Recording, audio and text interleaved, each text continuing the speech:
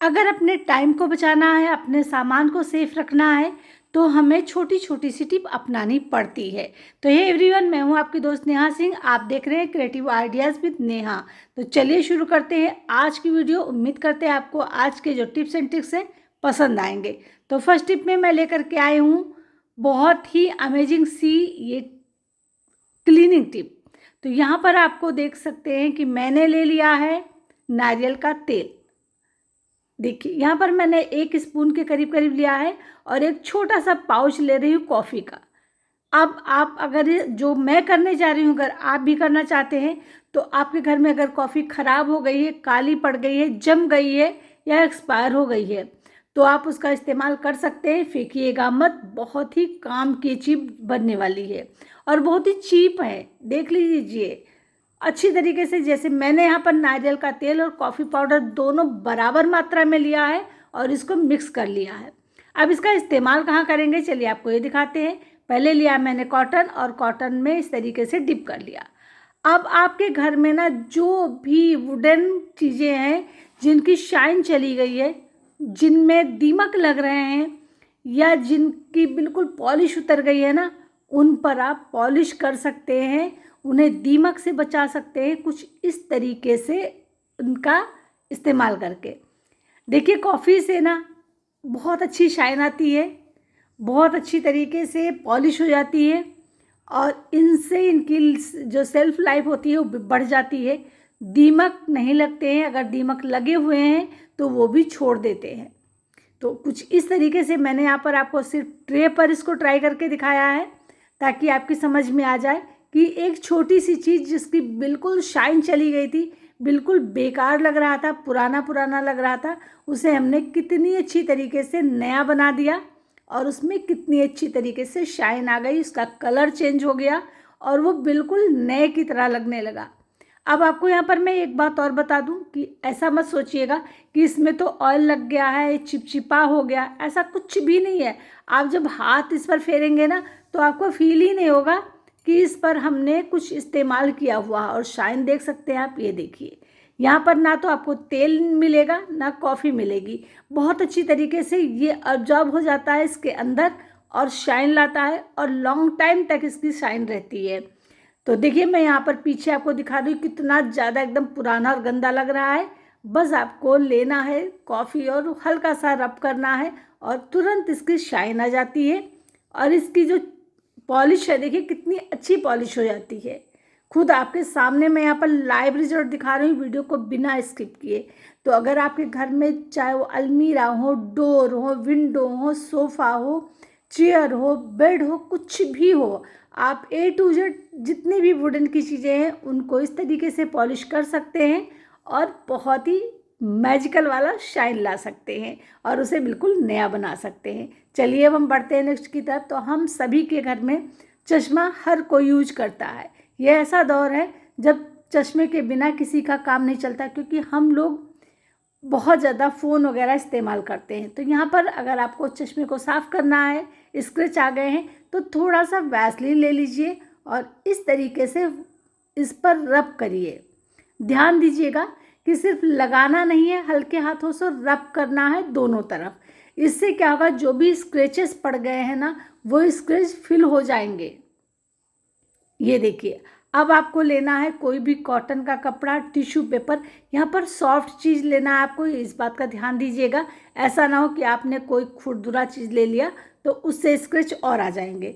Soft चीज़ लेनी है और उसके बाद में हल्के हाथों से, बहुत ज़्यादा मतलब तेज़ घिसाई नहीं करनी है, हल्के हाथों से रब करना है जिससे जो भी चिकनाई है ना वो हट जाए और जो भी स्क्रैच होगी आप देखेंगे पूरी स्क्रैच एकदम से फिल हो जाएगी और आपका जो चश्मा है, शीशा है, बिल्कुल नए की तरह हो जाएगा और बहुत ही साफ दिखने लगेगा। आपको यहाँ पर ना तो पानी का इस्तेमाल करना है ना आपको यहाँ पर किसी और चीज़ का इस्तेमाल करना है, बस हल्के हल्के हाथों से इसको रब करना है, इस तरीके से पोंछना है जैसे मैं कर रही हूँ। और देख सकते हैं मेरा चश्मा बिल्कुल नए की तरह हो गया, एकदम साफ दिखने लगा है और बहुत अच्छी तरीके से जो भी स्क्रैचेस थे वो सारे के सारे निकल गए हैं। बस इस तरीके से आपको रब करते चले जाना है। आपको लगभग 1 से 1.5 मिनट लग जाएगा इसको रब करने में। जिससे कि चश्मा आपका बिल्कुल बढ़िया तरीके से हो जाए। देख लीजिए कितना बढ़िया चश्मा हो गया, एकदम साफ हो गया, सारे के सारे स्क्रैचेस गायब हो गए। उम्मीद करते हैं टिप आपके लिए भी काफ़ी यूजफुल होगा और आपको पसंद आया होगा।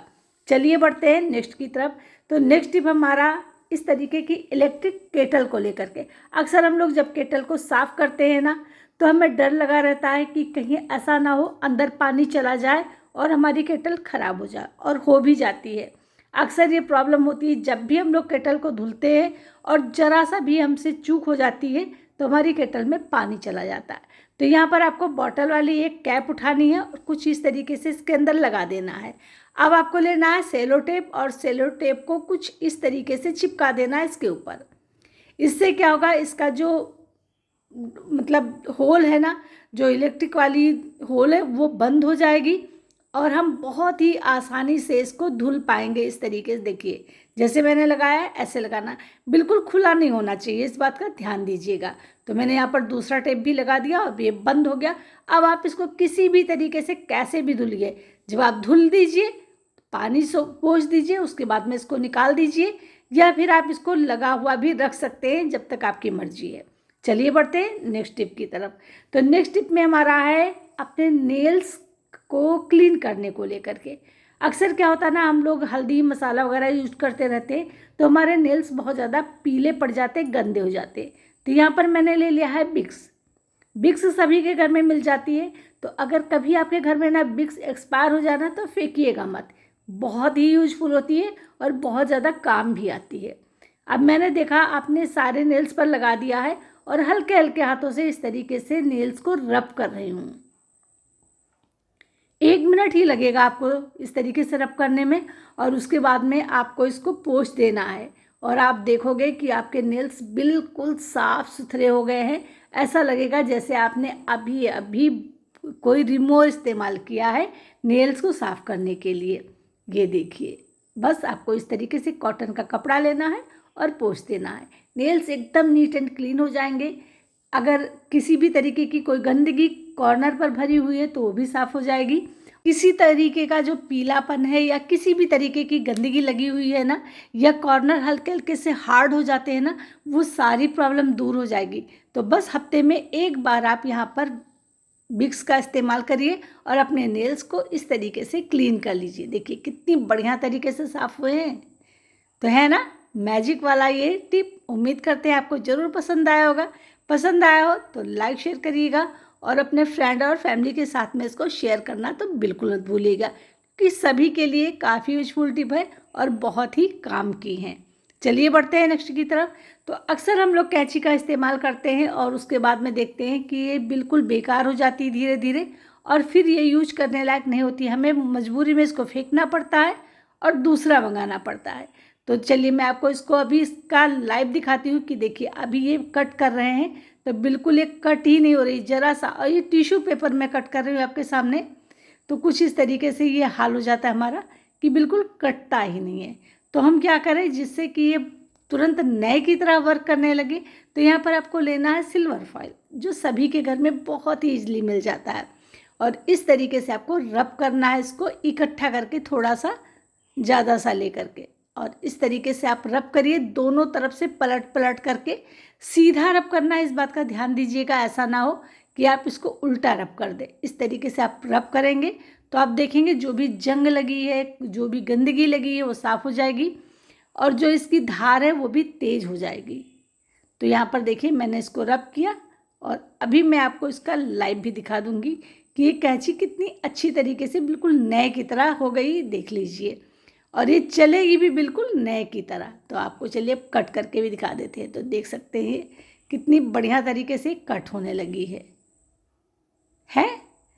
तो ये बहुत ही कमाल की टिप है। अगर आपको लग रहा है कि इसकी धार आपको अभी और तेज़ करनी है तो अभी मैं इसका छोटा सा एक और तरीका बताऊंगी, जिससे कि आपकी जो कैंची की धार है बिल्कुल तेज़ हो जाएगी और फटाफट आप कितना भी कड़ी चीज़ काटेंगे कट जाएगी।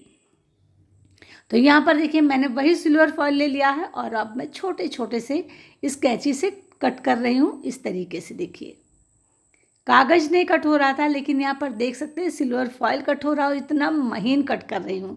अब इसको कट करने का एक और फ़ायदा है कि हमारी कैंची और भी ज़्यादा तेज़ हो जाएगी। चलिए आपको अब कट करके दिखा देते हैं। देखिए है, बहुत ही बढ़िया तरीके से कट होती चली जा रही है, ये देखिए। तो इस तरीके से आप अपने पुरानी कैंची को नहीं कर सकते। चलिए बढ़ते हैं नेक्स्ट की तरफ।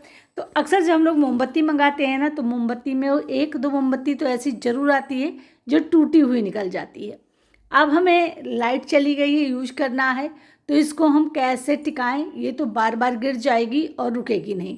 तो यहाँ पर आपको लेना है सिल्वर फॉयल, और इस सिल्वर फॉयल का जब आप मोमबत्ती पर इस्तेमाल करेंगे तो आपके एक नहीं 2 फ़ायदे होंगे। पहली बात तो आपकी टूटी हुई मोमबत्ती सही हो जाएगी।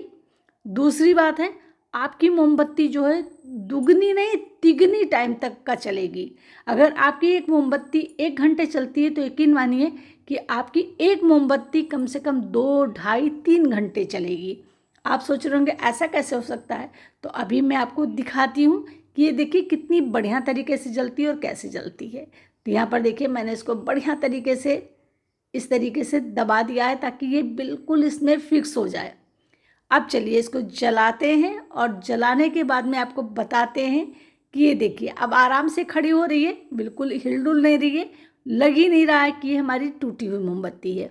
अब हमने इसको जला दिया, इसकी रोशनी भी देखिए कितनी तेज़ है। और जब हम इसको जलाते हैं ना तो इसकी रोशनी तो तेज़ होती ही होती है।